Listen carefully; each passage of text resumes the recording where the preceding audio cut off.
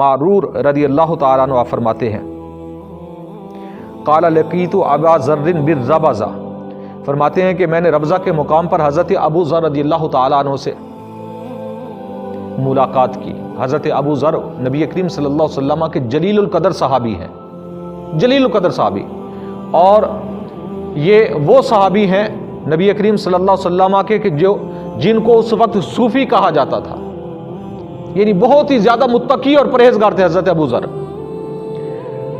کہ ربضہ کے مقام پر حضرت معرور فرماتے ہیں کہ میری ملاقات ہوئی حضرت ابو ذر کے ساتھ، تو میں نے دیکھا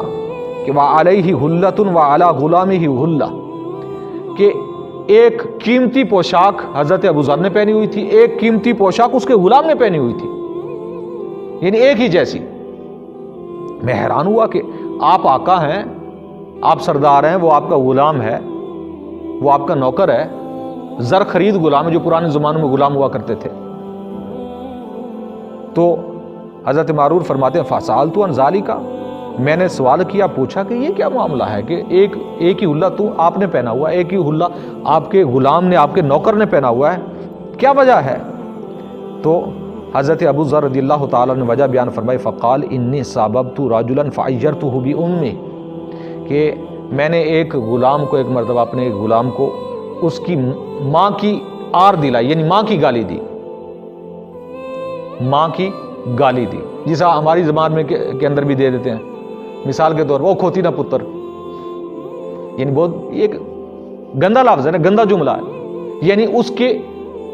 ماں کو گویا کہ یعنی کھوتی کی صفت کے ساتھ موصوف کر دیا۔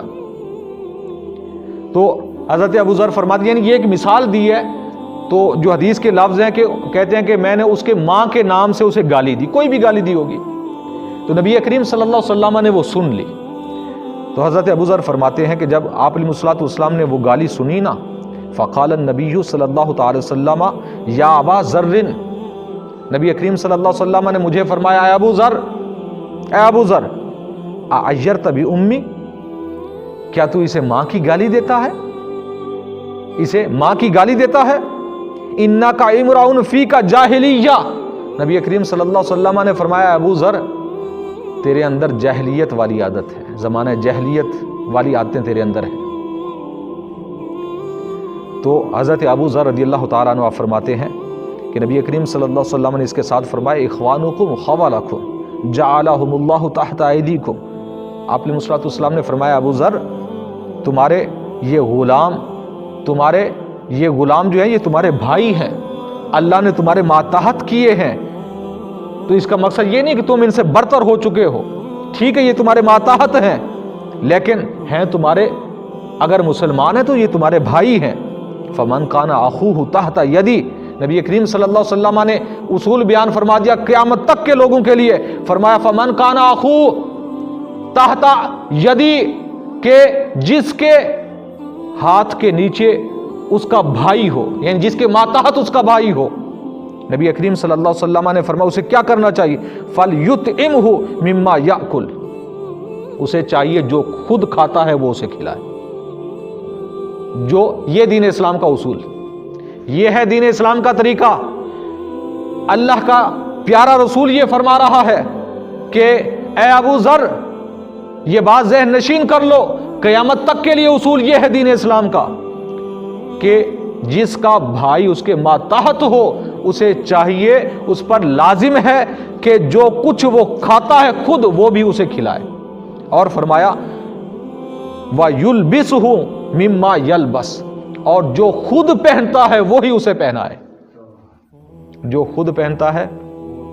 وہی اسے پہنائے۔ یہ نہیں کہ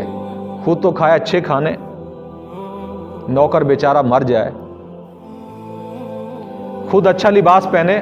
نوکر کو نوکروں والا ہی لباس پہنائے، یہ دین اسلام کے خلاف ہے۔ یہ مزاج دین کا نہیں ہے، یہ مزاج مسلمانوں کا نہیں ہے، یہ مزاج اللہ رسول کا نہیں ہے۔ ٹھیک ہے ہمارے ماتحت ہیں، ہمارے نوکر ہیں، زر خرید غلام ہیں، لیکن پھر بھی اللہ رسول ہمارے دین اسلام کا مزاج یہ ہے کہ جو خود کھاؤ انہیں کھلاؤ، جو خود پہنو انہیں